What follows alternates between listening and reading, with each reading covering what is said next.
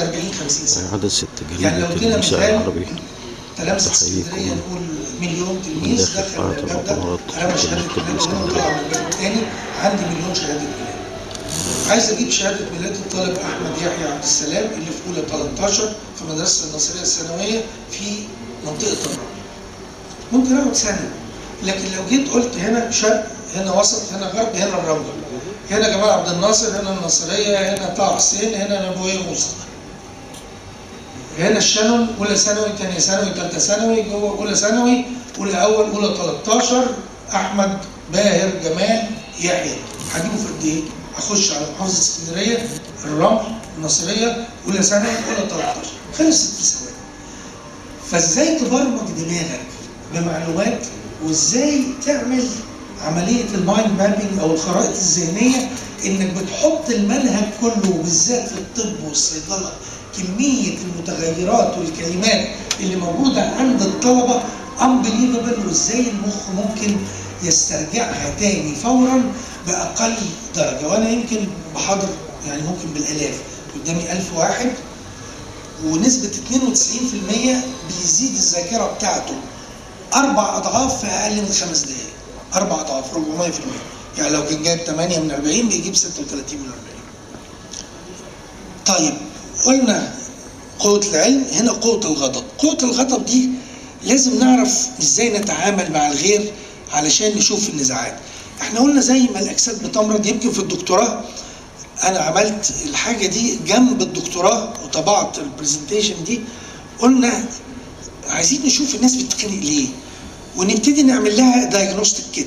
لو انا رحت للدكتور علي عبد المحسن وقلت له انا عيان، حاول لي اعمل لي التحاليل دي والاشعاعات دي الاول عشان اشخص، عشان اعرف اوصف لك العلاج صح ولا بيدي العلاج اول لما يشوفك كده لازم يشخص. طب فين الدايجنوستيك كيت للحاجه اللي بتخلي الناس من نفسنا ومش طايقه بعضها وهكذا؟ فعملنا البواعث، الاسباب، الروت كوز. ليه؟ لان انا لو جالي صداع خدت اسبرين، الصداع هيروح هيرجع بعد اسبوع لان انا عالجت العرض وليس الروت كوز. ممكن اقول لا ده انت لازم تغير النضاره، روح للدكتور احمد بنده هيعمل لك ايه كشف ويغيرها لك، او ده انت عندك جيوب انفيه روح صديق عبد السلام هيظبط لك العمليه، او عندك ارتفاع في ضغط الدم وهكذا. يبقى الروت كوز ده مهم قوي. طيب عندنا دوافع، ايه الموتيفز وايه الغايات، ايه الريزنز والكونسيكونسز اللي بتحصل. نرجع من ورا لقدام. الكونسيكونسز اما فيزيكال ابيوز، افات الجوارح السمعيه، الضرب والشتيمه والقتل، او افات القلوب، الحقد والغل والحسد اللي قلنا عليه. طيب نرجع للغايات. فيها فيزيكال، شهوه البطن والفرج، او الا ان تكون ملكين او تكون من الخالدين، حب العلو وحب الخلود. الدوافع 3 الشهوانيه اللي قال عليها ابي حامد الغزالي اللي بتقرب الاشياء طلبا للذه، والغضبيه اللي بتدفع الاشياء ضربا للغلبه، والهوى. ويمكن في الصيام جعان عطشان هيجان غضبان كله اني صائم، فبتعالج فبيجي لك بعد الصيام التقوى على طول. طب ايه الروت كوز؟ انا عندي جسد وعقل وروح. لو المناعه ضعفت بناسيه ولم نجد له عزمه وضعف ايمان، بيخش 4 بواعث هي ابليس والدنيا والنفس الاماره بالسوء والهوى. واضفنا لهم شياطين الانس لان ده. طب تعالوا نشوف واحد اتعين في الشركه جديد، فانا بروح للمدير اقول له خلي بالك ده قريب صاحب الشركه وجاي عشان يقلبك ويمشيك وياخد شغلك. هيقول له طب بروزوه بقى ومحدش يديله بيانات خالص، ده هناخده على البقدونس كده بالراحه لغايه لما نطفشه. فده ايه اللي حصل؟ شياطين الانس اشتغل على ضعف الايمان، اشتغل على الغضبيه، اشتغل على حب العلو، اشتغل على الغيبه والنميمه، وابتدوا الاسفين. فلو عرفنا الدايجنوستيك كيت وابتدينا بقى نعالج ازاي؟ واحده واحده.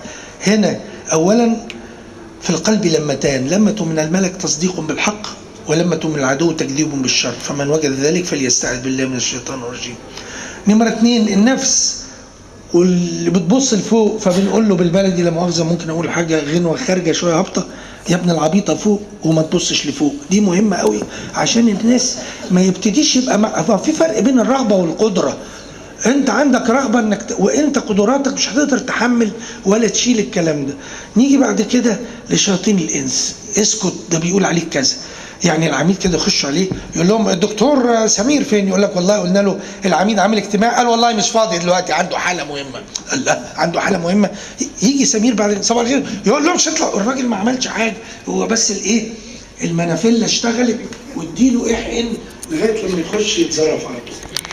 لا يا فندم بص، الامراض اللي في مصر واحد الحقد، نابع من الكبر، 3 غباء، 4 فساد. دي having new eyes. ازاي باسم الشهيد ترى تجليات بديع السماوات والارض في كل حاجه شفتها ربنا خلقها بتقول سبحان الله وبحمده سبحان الله العظيم. قوة العدل، المسؤولية والمحاسبة، الحقوق والواجبات. زي ما ليك حقوق عليك واجبات لازم تعملها. أنا كنت مرة بدرب مدرسات ابتدائي في جامعة محافظة اسكندرية، فدخلت قلت لهم في امتحان، ادي الاسئله وادي الاجابه اكتبوها في 3 دقائق كلكم هتروحوا، احنا قاعدين ساعتين اللي عايز يقعد. هسالكم سؤالين قبل ما تمشوا، بس انتوا نجحتوا خلاص وترقيتوا. هم كانوا مثلا 95% سيدات. حد فيكم خلف؟ كله رفع ايده. طب حد فيكم راضي عن تعليم ابنه بحيث ان ابنه هيطلع كويس ويجيب شقه ويجيب عربيه؟ كله قال لك لا. الله، طب ما انت بتدرسي لابنها وهي بتدرس لبنتك، ما انتوا كلكم بتدرسوا لبعض. طب ما تيجي نقعد نشوف ازاي نفكر بره الصندوق بحيث نخلي العيال يعرفوا يتعلموا بصوره سهله من اول جدول الضرب. ادي 6 7 8 9 10، 8 في 8 2 في 4 2 في 2 ب4 و60، 7 في 7 3 في 3 ب 49.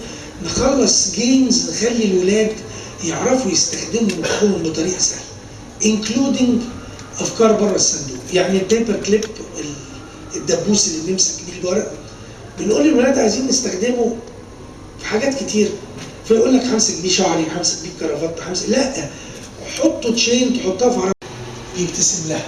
يبتسم لها ليه؟ شعر بالامان، وهي لما تشوف الابتسامه الحلوه هتخلي بالها منه. انت وانت على المخده الصبح بص لرب العزه وقول اعلم انك على كل شيء قدير، زي ما البيبي يعلم ان امه على كل شيء قدير. الصدق في الاخر التقدير. طيب التطبيق نعمل ايه؟ بنقول the task of the leader is to get his people from where they are to where they have not been. مسؤول اجنبي دعاني سنه 95 قال لي عايزينكم تتنازلوا عن ال10 سنين بتوع الانتلكتوال بروبرتي. قلت له يعني ايه؟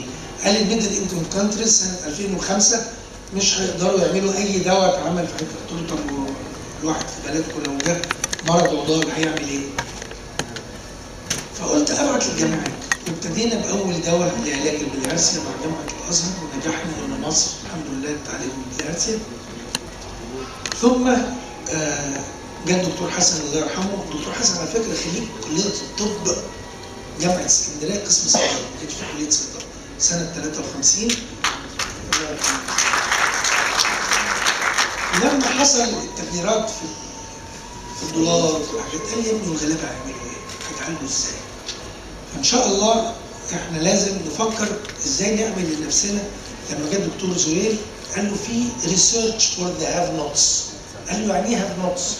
قال له في ريسيرش بره ب 200 مليون دولار بيعملوا دواء.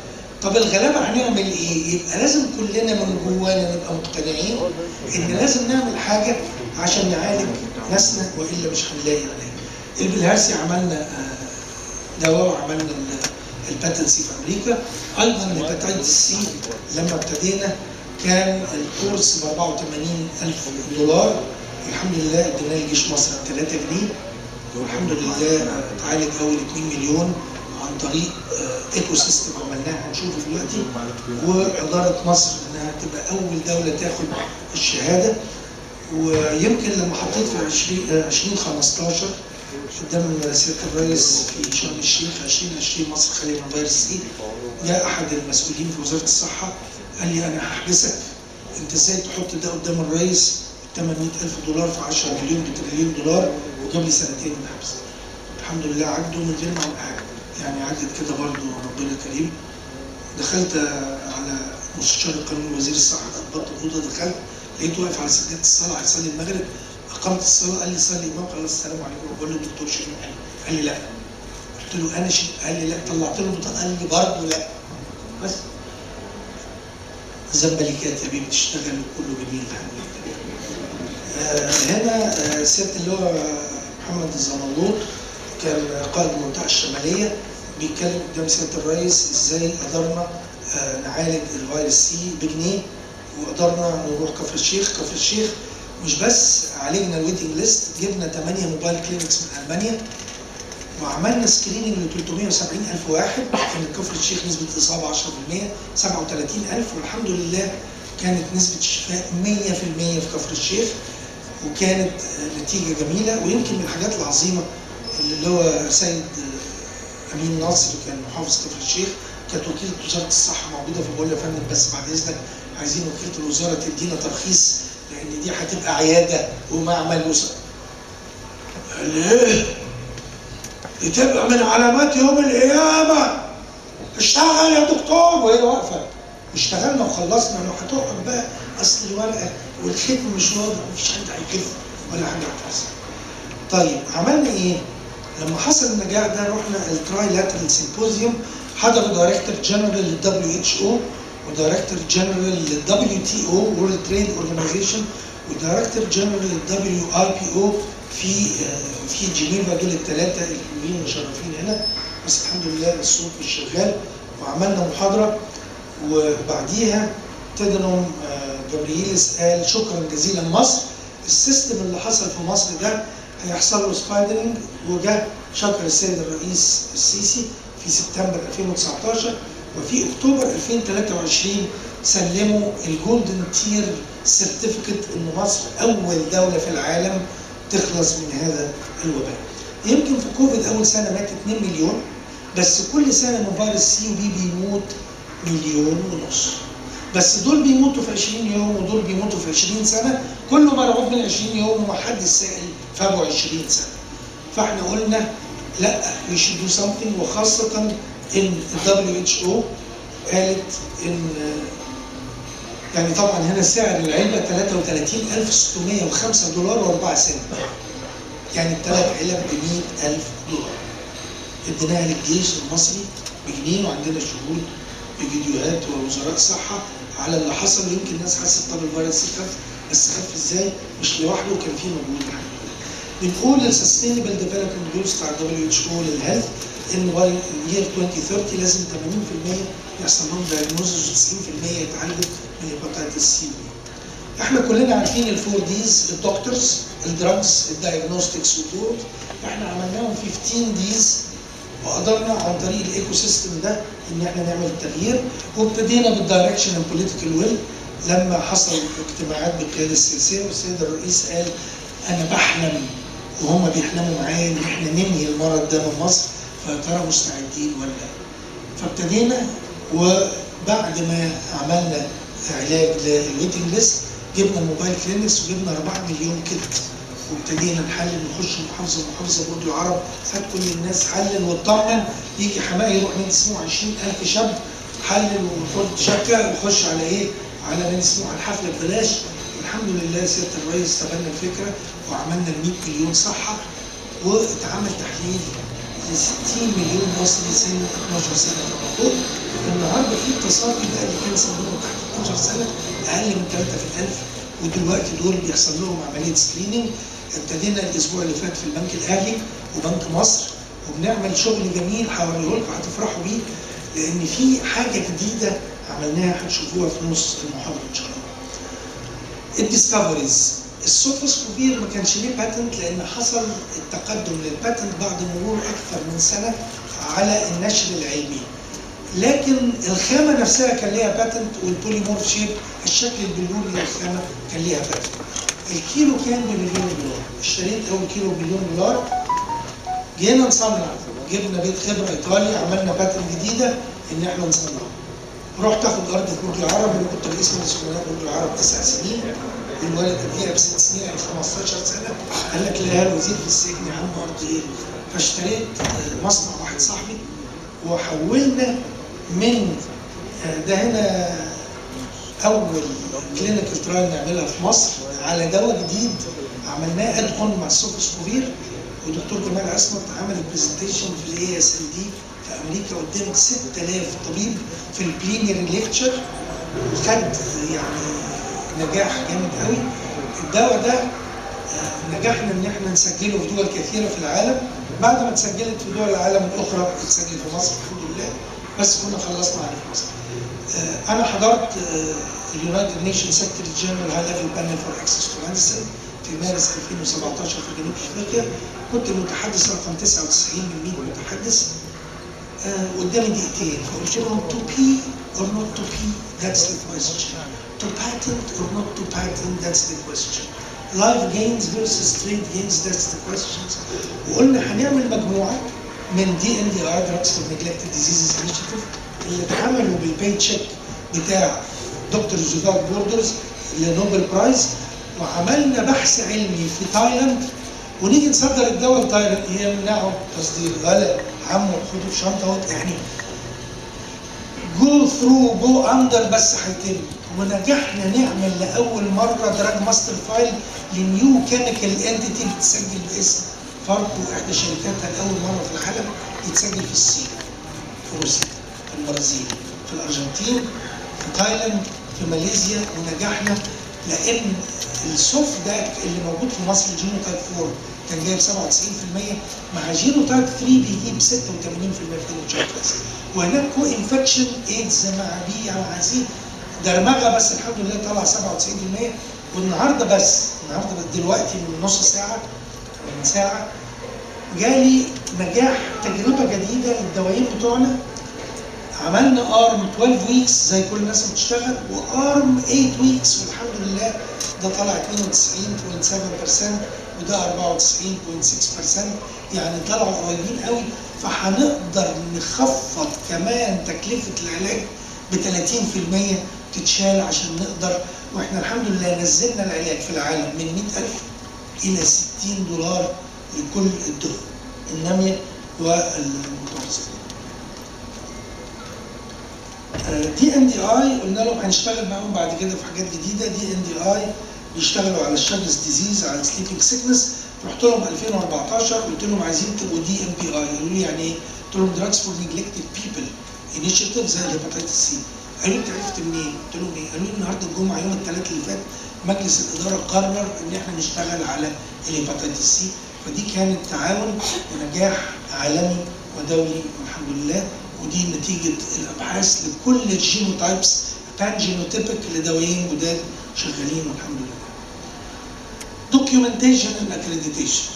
انا عملت 24 زياره للدبليو اتش او، خدنا 5 دبليو اتش او كواليفيكيشن. مصنع الخامات، مصنعين خامات، ومصنع تم الصنع، والبايو كوفيلنت سنتر، والسوفوسبوفير. الملف كان 12095 ورقه في 24 زياره. الحمد لله المصنعين الوحيد اللي الدبليو اتش او بري كواليفايد في المنطقه هو الاوروبيه وفاركوبيل الكيميائيه. ده هنا مصنع الفوط، وازاي جبنا ناس من ايطاليا عشان نكسر الكلام ده ونحوله من مصنع فوط الى مصنع خامات دوائيه وياخد WHO بري كواليفيكيشن.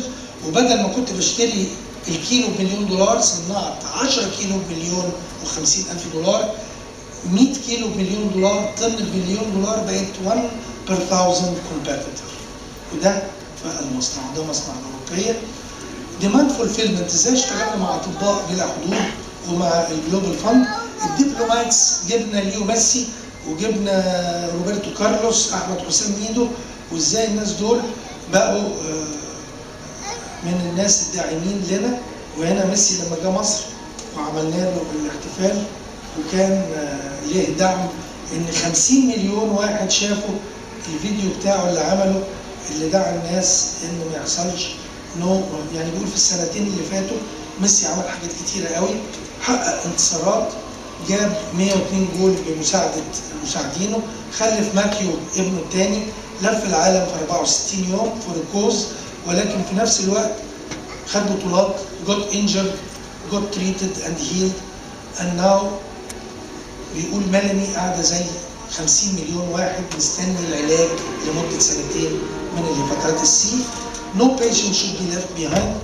نو بيشنت شود ويت، ودي طبعا مش ايد ميسي جاب واحد دوبلير عشان ما ترفعش قضيه عليه تقول ده وجع لي كتفي وعايزه $1,000,000. فبيقول في الاخر ستوب ذا ويت، وده كاتب على ايده بجد، و50 مليون مشاهده جت من اللي ميسي عمله. هنا احنا عملنا ليه التورن كيور او السياحه العلاجيه؟ لان لقينا في الايزل او في المؤتمر الاوروبي لادويه الكبد لقينا اضراب معمول بيقول لك patients not patents، وبيقول ستوب ذا كيلرز وال $1,000 بيل كومباني، وقدرنا نغير في الكلام ده علشان الناس تقدر تعمل. ابتدينا نعمل ديتيلينج واويرنس وبريفنشنز من 15 دايز، وعملنا فيلم عن ايه مشاكل الفيروس سي وازاي ما تقدرش تسافر السعوديه، وازاي البلهارسيا اللي الناس خدت فيها الحقن نقلت المرض من واحد للتاني. وابتدينا بقى نلف على المحافظات، وابتدينا كمان ندرب الناس وازاي ما يحصلوش اوتو انفكشن. وننزل ده اللي هو سيد نصر اول واحد، اللي هو الصملوط رئيس صندوق تحيا مصر، كل المجموعه اللي اشتغلت. طيب ازاي قدرنا في العالم كله نطلع في النيوزويك دي سنه 2014 وهنا سنه 2023؟ ازاي في الورلد ايكونوميك فورم طلعنا في CNN كشركه عملت نجاح في علاج الهيباتيتس سي؟ ازاي الدكاتره كان زمان اللي بيعالج الكبد ده تخصص كبد وبعدين بقى بطنه، ولما لقوا الدواء سيف وافكتيف بقى الجنرال براكتيشنرز وتحولت 3500 يونت وحده صحيه بتعالج الهيباتيتس سي في مصر. الدورمز والداتا مانجمنت، ازاي لما 100 مليون صحه اتعملت بقى عندنا معلومات عن السكر وعن الضغط وعن الاوبيزيتي وعن الهيباتيتس سي، ومصر بقى عندها خريطه صحيه. دي الموبايل كلينكس وازاي المسح الشامل اتعمل. وهنا مثلا مع السيده ناديه عبده كانت محافظه البحيره، ازاي قدرنا ننزل ونعمل تحليل للناس في محافظه البحيره. هنا ال 100 مليون صحه وفاركو كانت فيها. ده من اجمل الافلام اللي اتعملت بتاعه اسمه حكيم للدعايه، وفعلا عمل حشد للناس ازاي يقدروا ينزلوا ويحللوا الهيباتيتس سي. ده روبرتو كارلوس في احد الموبايل كلينكس بيلف في عزبه الهجانه، علشان ده اللي كان بيشوط الكره اللولبيه لو فاكرينها، واقفين العيال كلها عاملين الحيطه، طلعت كده ولفت ودخلت جوه من الناحيه الثانيه. اللي احنا جايين له ده الانفكشن كنترول، وده مهم قوي. ويمكن الجهاز ده عمل يعني طفره. النهارده الجهاز ده متسجل في المانيا CE مارك للكوفيد 19، وفايند اللي هم يتبعوا جنيف. لما عملت هيصه جال مونكي بوكس من شهر بعتوا لي قالوا لي there is a continental threat، لان الديمقراطيك كونغو الديمقراطيه فيها المونكي بوكس. المونكي بوكس عامل خطوره، وانا حضرت مع الدكتور خالد عبد الغفار السنه اللي فاتت في منظمه الصحه العالميه مؤتمر وزراء الصحه، حضرت الافريقي، فبيتكلموا عن الPPP Pandemic Prevention Preparedness. فسالت سؤال، لو حصل بانديميك وحصل جائحه عندكم جهاز يقدر يكتشف الجائحه؟ قالوا لي لا. قلت لهم الجهاز ده هو اللي ان شاء الله عملنا ريجستريشن وقبل الريجستريشن عشان نقدر نعمله. Rich and poor are alike on the promise of leaving no one behind. Actions speak louder than words. المكسب بتاعنا الحقيقي هو البسمه اللي في عين الست دي. الجديد اللي هنعمله مع الدكتور علي وفرقته الطبيه هو هذا. احنا عملنا مع University of Michigan باتنت لانتي كانسر من نبات مصري وحيد اسمه امروزيا ماريتيما، سجلناه في وزاره الصحه كميديسينال هيرب، والحمد لله ممكن يتاخد اوف ليبل ويتعمل شغل عليه، ممكن يغير خريطه الأونكولوجي في العالم. بنقول في الاخر نشكركم شكرا جزيلا على هذا اللقاء، ونكون قلنا بس حاجه عن اللقاء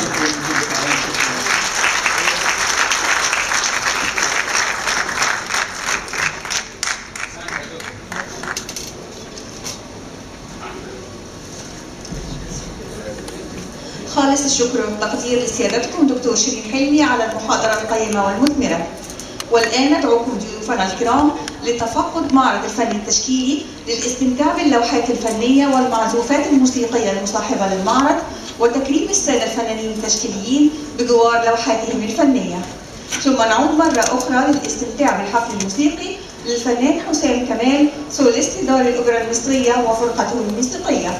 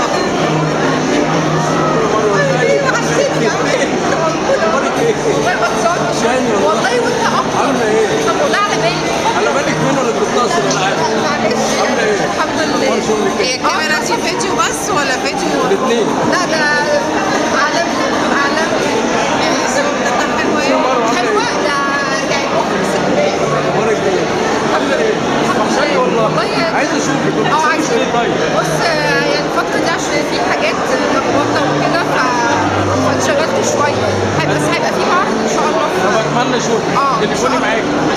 هنتواصل ان شاء الله. ربنا يوفقك. ربنا يخليك.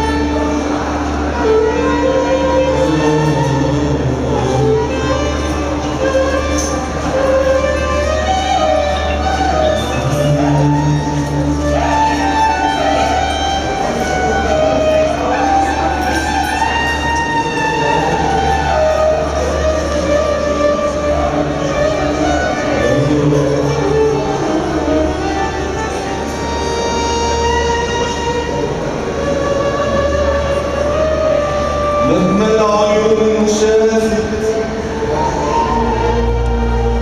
مهما القلوب مالت، مش ممكن عمار يا اسكندرية يا جميلة يا مائية، وعد ومكتوب عليا مسطر عالجبين ومسطر عالجبين، بشرب من الحب حبة وانزل بحر المحبة واسكن حضن الأحبة والناس الطيبين، الناس الطيبين. وعمار يا اسكندرية يا جميلة يا مائية، وعدي ومكتوب عليا ومسطر عالجبين ومسطر عالجبين، بشرب من حب حبة وانزل بحر المحبة واسكن حضن الأحبة والناس الطيبين، والناس الطيبين. حكايتك يا زيزية حواديت وناس ودنيا وحواري اسكندرية وليالي المنشدين، واما التاريخ يواكب ويزاحم في المواكب يتعبى في المراكب وغناوي الصيادين، يتعبى في المراكب وغناوي الصيادين. وعمار يا اسكندرية يا جميلة يا ماريا، وعدي ومكتوب عليا ومسطر عالجبين ومسطر عالجبين، اشرب من الحب حبة وانزل بحر المحبة واسكن حضن الأحبة والناس الطيبين، والناس الطيبين.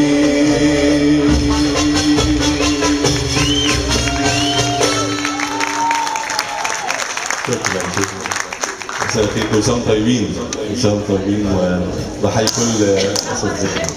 ميرسي جدا، شكرا. بحيي طبعا أساتذتنا، أساتذة الجامعة، كل ما فيش يعني مش عايز أذكر أسامي كل أساتذة الجامعة أساتذتي، وطبعا مش هقدر أنسى أستاذي الدكتور طارق بتاعي ده أستاذي، وتحية طبعا دكتورة إيناس، دكتور كامل، وتحية كبيرة كل إدارة كلية طب جامعة اسكندرية.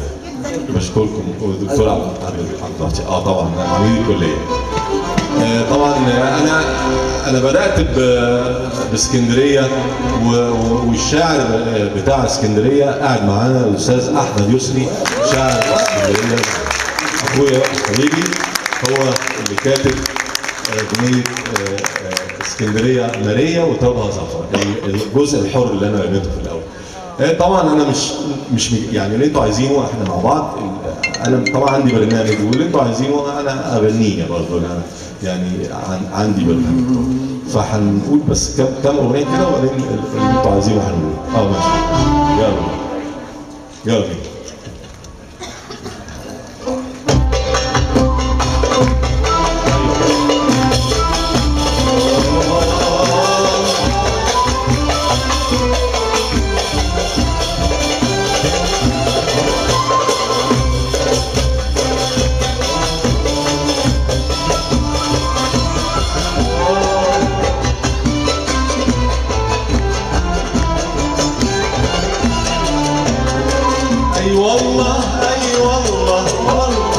وحشونا الحبايب وعيون الحبايب، اي والله اي والله وحشونا الحبايب وعيون الحبايب والله.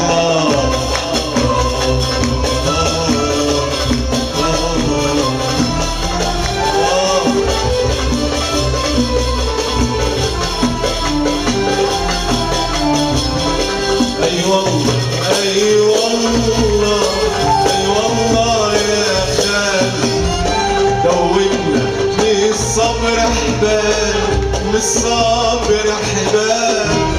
اي والله اي والله اي والله يا خالي، دوبنا من الصبر حبال، من الصبر حبال.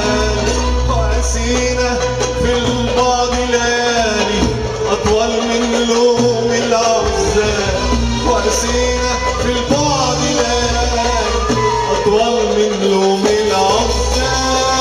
أي والله أي والله وحشونا الحبايب وعيون الحبايب والله. أي والله أي والله والله والله الحبايب عيون الحبايب والله.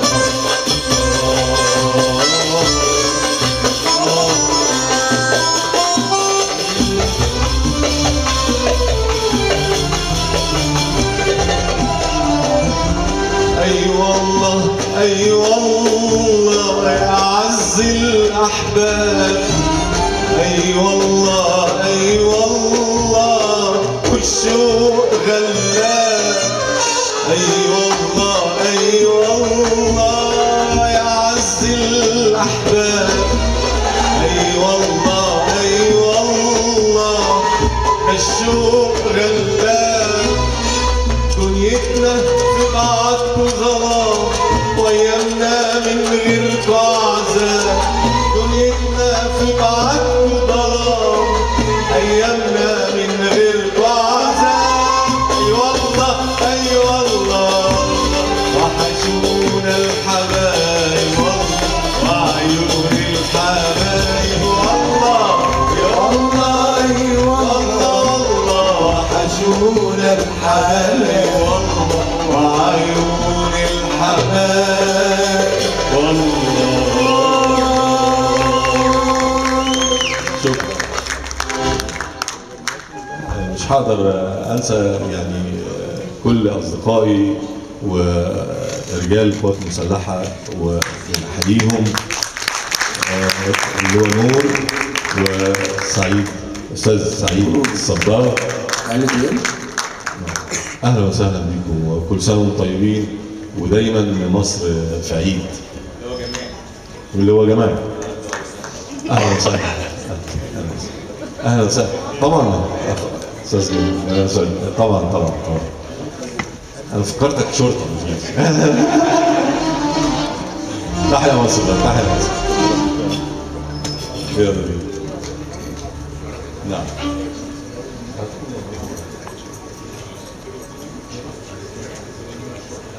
انا هقول اغنيه وبرضه ايه نحاول نرد على بعض. حاضر حاضر حاضر اكيد هنقول حاجه كده نرد مع بعض فيها.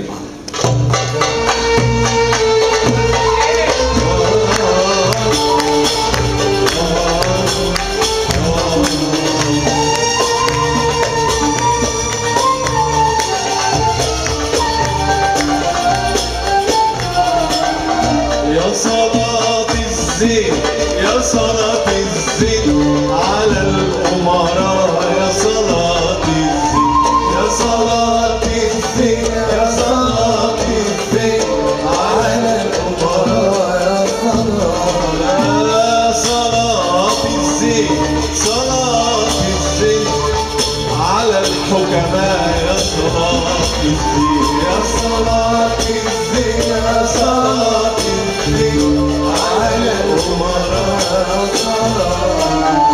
ليلة حلوة ومحليها رب القدرة منورها ليلتكم حلوة ومحليها رب القدرة منورها بإخوان أمراء قصدناهم أمراء وشعراء ووجدناه كيف البحر يا صلاة الزين على الأمراء يا صلاة الزين يا صلاة الزين يا صلاة الزين على الأمراء يا صلاة يا صلاة الزين يا صلاة الزين على الأمراء يا مداحين يا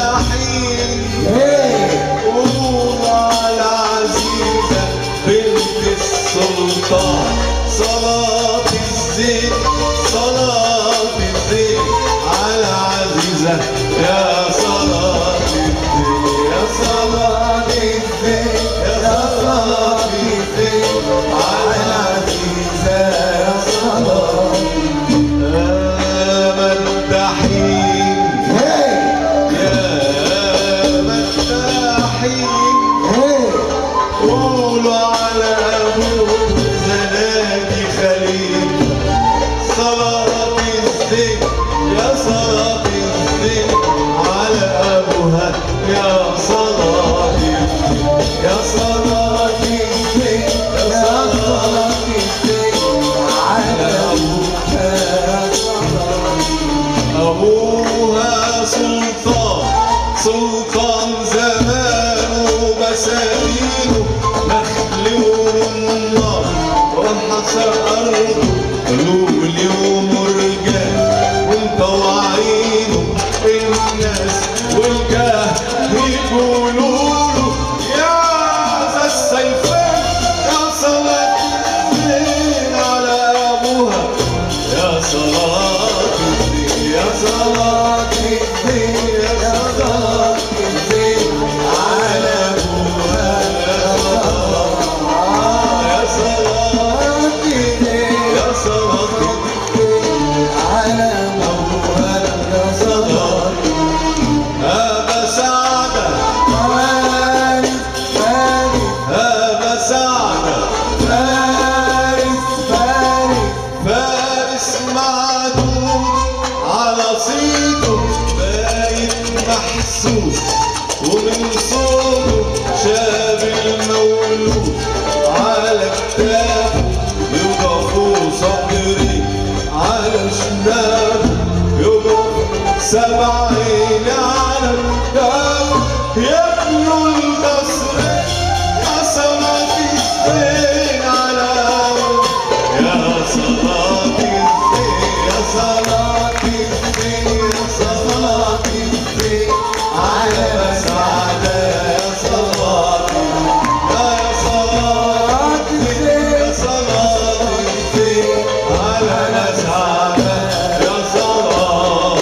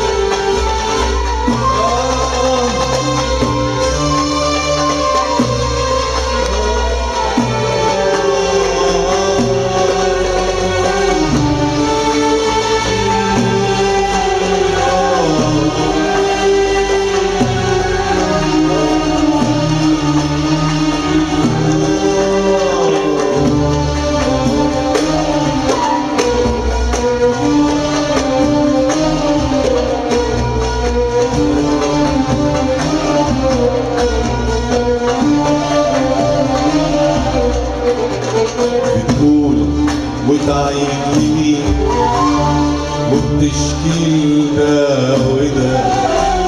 الناس المغرمين ما يعملوش كده، بتقول وتعيد لمين وبتشكي ده وده.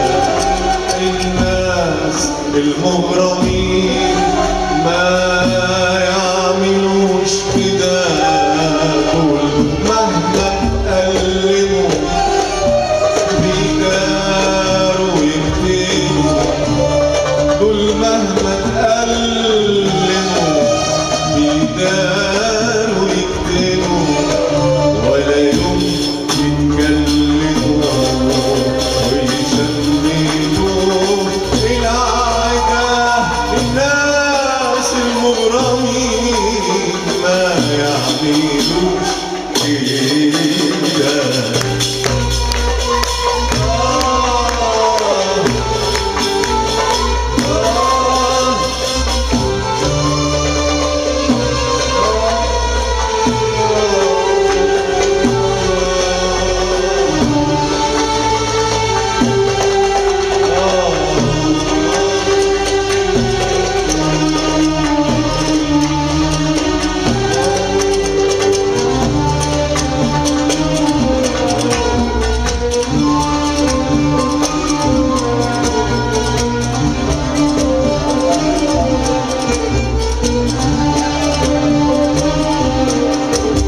الناس المغرمين بيكونوا حنينين ويخافوا عالشعور.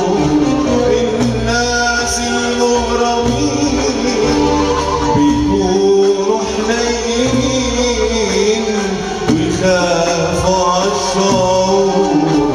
الصبر بيخلقوه والبال يطولوه، الصبر بيخلقوه والبال بيطولوه، ويشوفوا الضلمة نور.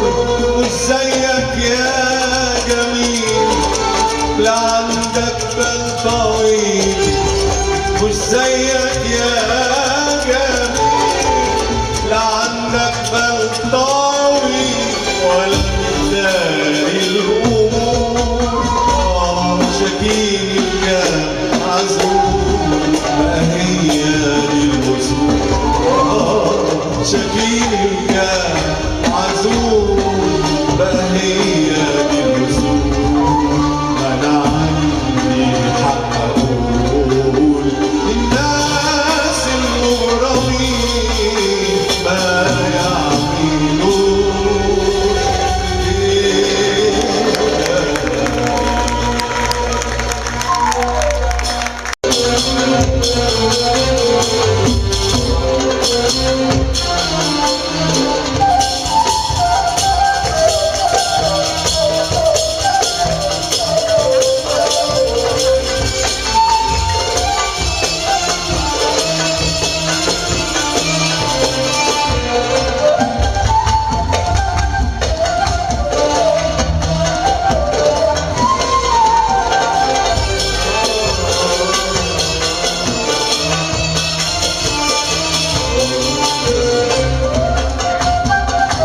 أستاذ زكريا، أستاذ زكريا.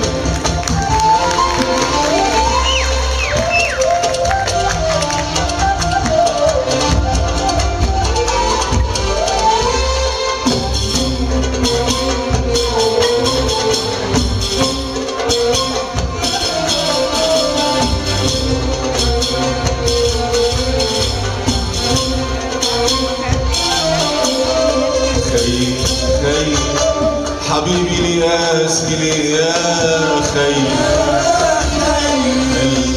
قلبي خوفي علي واعمل ايه. خير خير حبيبي الياس لي يا خير. قلبي خوفي علي واعمل ايه.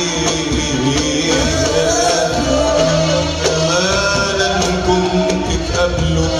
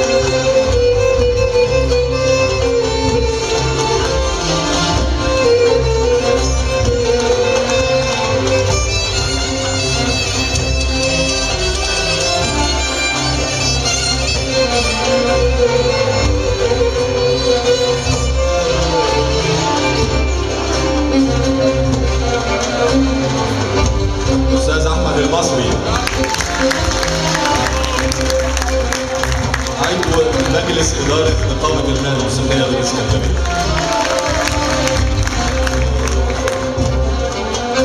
أمانة لو يسألك، أمانة لو يسألك في البعد عن حالي، احكيله عن اللي جرى واللي بيجرالي. يا لو يسألك، أمانة لو يسألك في البعد عن حالي، أحكيله عن اللي جرى واللي بيجرالي، وقول له صاحبك حبيبك من ضنا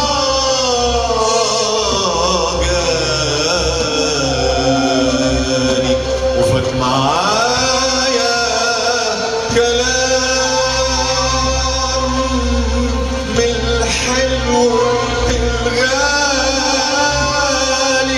يهز قلب الحجر لو يفهموا الخيال.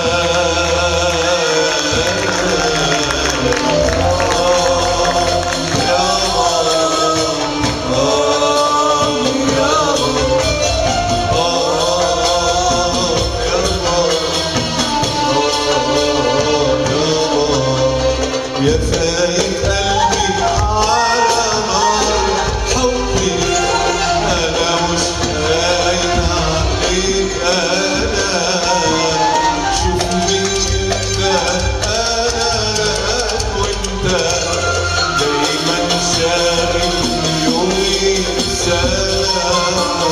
يا فايت قلبي على نار حبي، أنا مش قادر عليك، أنا شوف من إمتى أنا لك وأنت دايما شاغل يومي بسلام. الشوق خلاني أبعتلك مرسال الروح والعين، عايزين يشوفوني بقابلك وارتاح للفكر يومين. الشوق خلاني ابعتلك مرسال الروح والعين، عايزين يشوفوني بقابلك وارتاح للفكر يومين. يا تجيني يا تقولي اروح لك، يا تقول اروح منك فين. يا تجيني يا تقولي اروح لك، يا تقول اروح منك فين.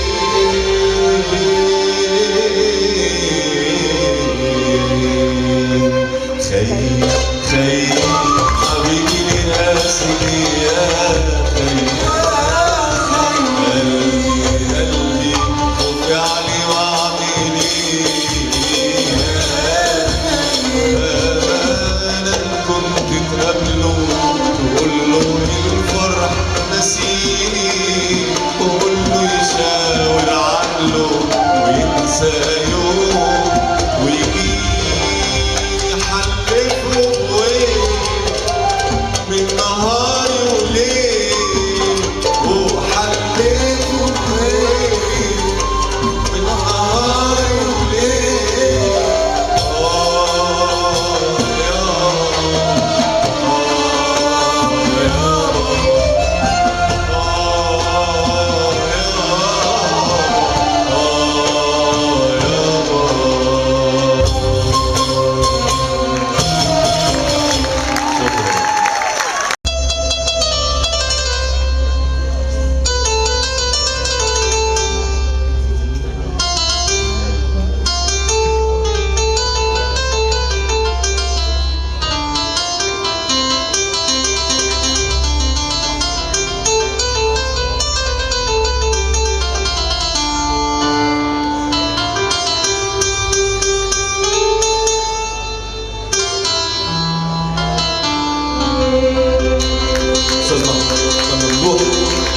صادق كيبورد.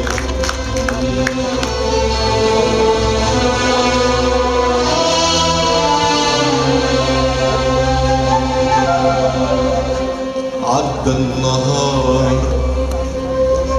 والمغربية جاية تتخفى ورا ظهر الشجر،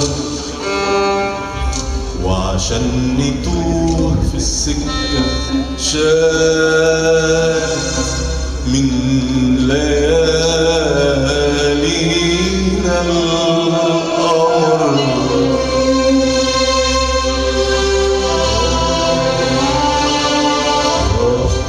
عدى النهار والمغربية جاية تتخفى ورا ظهر الشجر،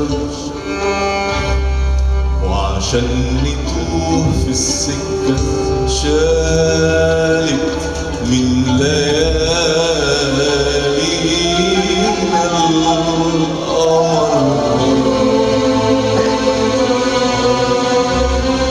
وبلدنا عالترعة بتغسل شعرها،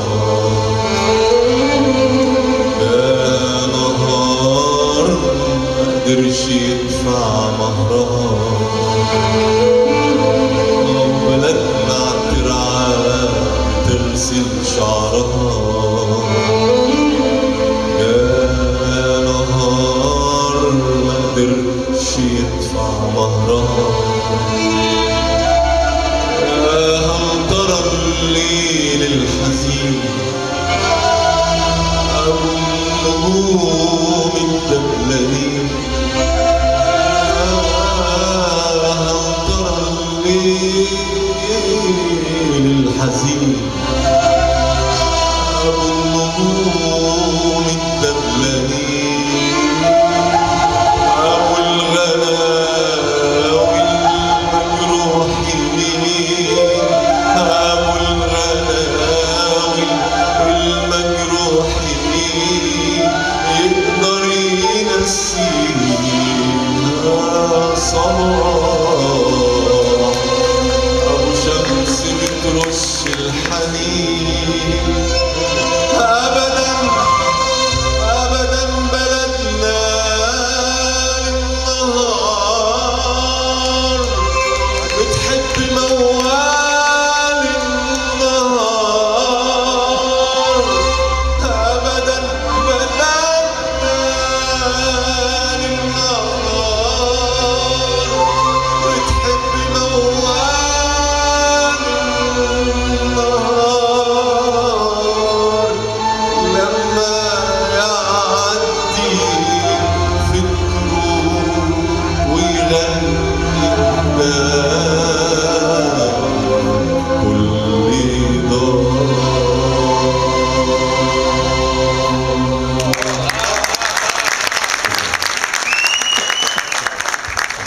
هنقضيها بقى ايه يعني حاجات كده عشان السهرة. حطلك الايام تهجر وتنساني،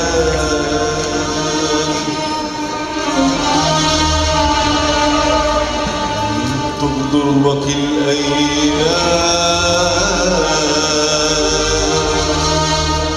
ترجعني من تاني.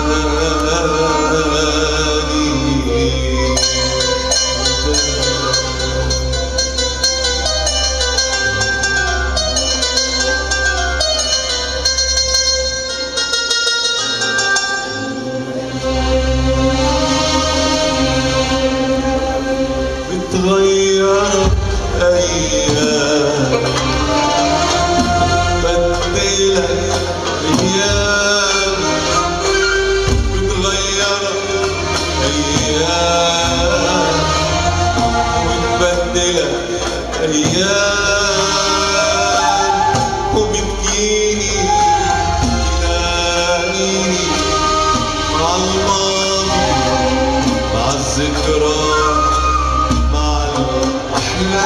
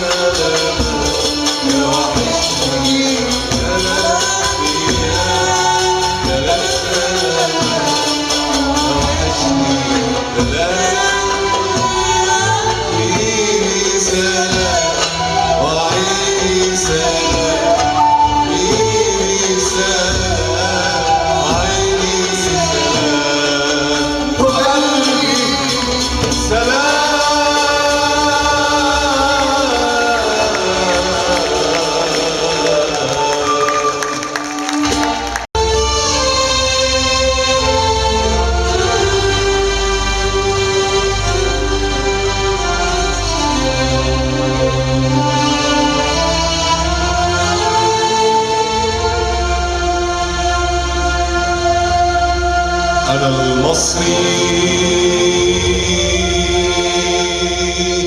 كريم العنصر بنيت المجد بين الإهرامين.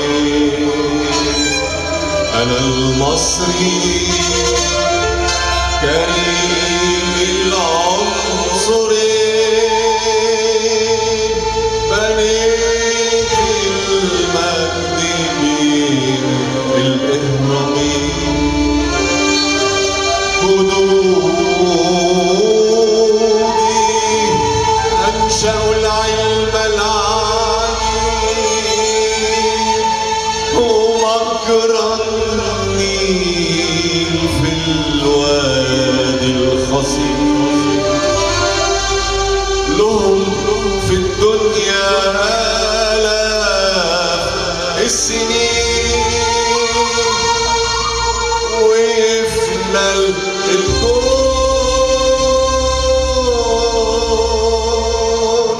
وهم موجودين.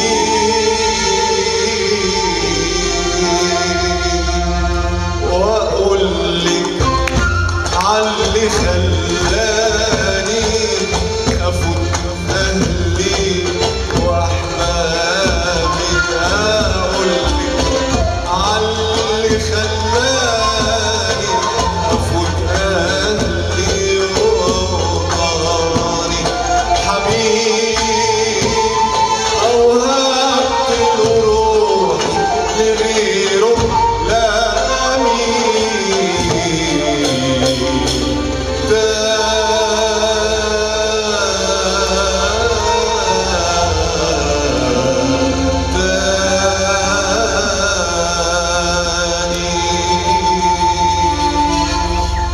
قوم يا مصري مصري دايما بالتانيين. خد بنصري نصري ليك واجب عليك. قوم يا مصري مصري دايما بالتانيين. خد بنصري واجب عليك. يوم ما سعدي راح هدر قدام عينيك عجل مجدي اللي ضيعته بإيديك. مصر جنة طول ما فيها انت يمين. عمر ابنك لم يعيش ابدا ذليل. يوم مبارك تم لك فيه الصعود. حب جارك قد ما تحب الوجود. النصارى والمسلمين أهل وجنود للوطن من نسل واحد الخلود. يا مصري مصر دايما بالتانيين. خد بنصري نصري ليك واجب عليك. قوم يا مصري مصري دايما بالتانيين. خد بنصري واجب عليك. أحسن جيوش في الأمم جيوشنا وقت الشدايد. تعالى شوفنا ساعة ما نلمح جيش الأعادي يهجم ولا أي شيء يحوشنا. أحسن جيوش في الأمم جيوشنا وقت الشدايد. تعالى شوفنا ساعة ما نلمح جيش الأعادي يهجم ولا أي شيء يحوشنا. أدي جنودنا وأدي جنودنا أدي جنودنا قلوبنا وفي الدفاع والهجوم تاجتنا مالنا الصناع غير الشجاع وللجهاد ربنا خلقنا سنيوش الرومان يشفى وقت الشدائد نعرف هنلمع يعيش العالم جوا العالم يا حرمة. شكرا لكم كل سنة وانتم طيبين. حي الطالب كلية طب جامعة اسكندرية